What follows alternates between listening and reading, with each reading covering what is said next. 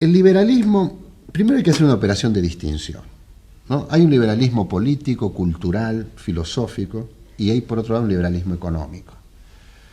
El liberalismo político, cultural y filosófico es el autor de una, como movimiento, de una de las cruzadas civilizatorias más importantes de la humanidad. Es el que nos da la libertad de conciencia, la libertad de pensamiento, la libertad de organizarse, el respeto hacia el otro, la idea de pluralismo y de la posibilidad de la argumentación y la discusión, etc. Yo, de esa tradición liberal yo me siento partícipe.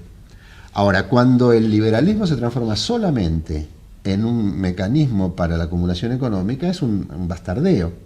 De hecho, el liberalismo económico ha coexistido mucho mejor con el autoritarismo político que con el liberalismo político. Benedetto Croce hacía una distinción lingüística que me parece interesante. Él decía que una cosa es ser liberal y otra cosa es ser liberista. Los liberales son estos que reivindican toda la herencia filosófica, política y cultural.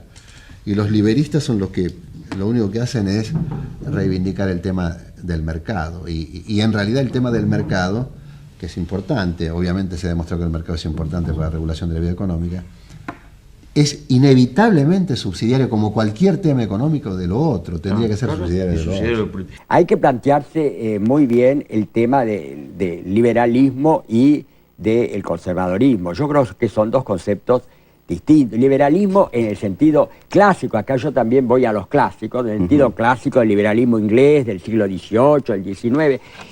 ¿Qué no es el conservadorismo? En la Argentina, en el siglo XIX no. En la Argentina en el siglo XIX era paradigmático. Moreno liberal, Saavedra conservador. La generación de 1837 liberal y Rosas conservador. Es decir, y bueno, y después yo creo que la última generación que fue liberal en el sentido clásico del término, que hoy sería casi lo que se podría llamar progresista, como es en el Estado, en los países anglosajones, que liberal quiere decir progresista, fue la generación del 80. La generación del 80 cumple los requisitos de un liberalismo clásico, laicista, educadora y demás. La base del liberalismo clásico sería la defensa del individuo frente al Estado, es decir, la autonomía del individuo, la soberanía del individuo, de su pensamiento, de su manera de vivir, de su cuerpo.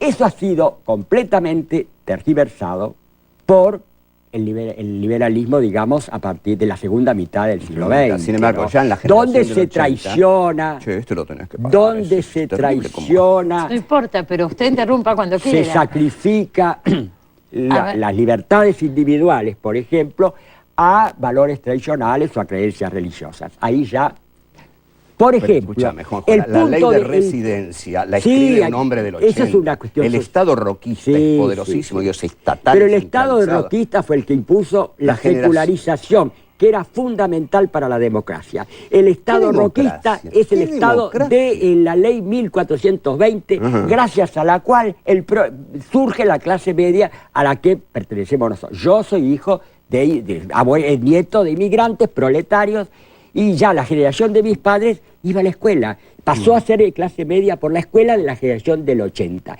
El ideal de Sarmiento se cumple bajo el gobierno de Roca. La ley 1420 bajo la ley. Eso es fundamental para la democracia. El ideal de secularización y educación. La definición es que el liberalismo es el respeto irrestricto por los proyectos de vida de otros. ¿Esto qué quiere decir?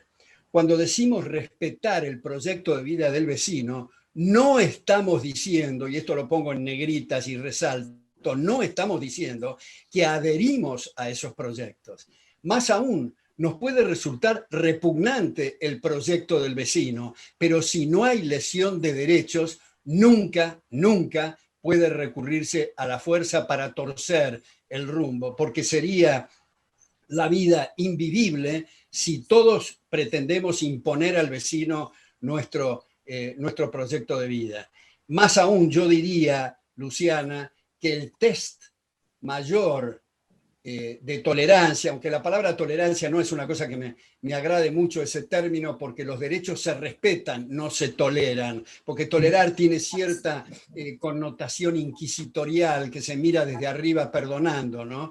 Pero digamos, el test mayor es cuando no compartimos el proyecto del vecino. Personajes como Friedrich Hayek, que fue el único de todos ellos que ganó el Premio Nobel de Economía, y él sí cree, como un liberal clásico, esto es propio de la tradición liberal clásica, que el Estado cumple un rol central en el sentido de que la pregunta que tiene que resolver el ser humano para poder convivir es cómo conducirnos pacíficamente, cómo evitar la violencia de unos grupos contra otros, ¿cierto? Y eso, en el mundo moderno, dice Hayek, lo resuelve el Estado monopolizando la violencia considerada legítima, ¿verdad? Entonces, el Estado es el único que puede legítimamente ejercer la violencia, salvo en las circunstancias que el mismo Estado permite a los ciudadanos ejercerla, por ejemplo, legítima defensa, ¿verdad? Entonces, con eso resolvemos el problema este que caracterizó a la historia humana por toda la vida, ¿no es cierto?, de las tribus que saqueaban a los grupos que asaltaban a los otros para robarle lo que tenían, su producción o lo que fuere. ¿Cómo resolvemos ese problema? Entonces, el Estado. Pero al mismo tiempo, dice Hayek, el Estado puede ser la amenaza más importante para la libertad y para los derechos fundamentales, ¿verdad? Eso lo vimos en la Alemania nazi, lo vimos con la Unión Soviética, se ha visto con regímenes anteriores, monarquías absolutas, y en fin. Y por lo tanto el Estado tiene que tener un poder sustancialmente limitado. Y ese es el rol del liberalismo. Hayek sostiene que el liberalismo es una doctrina sobre los límites del poder.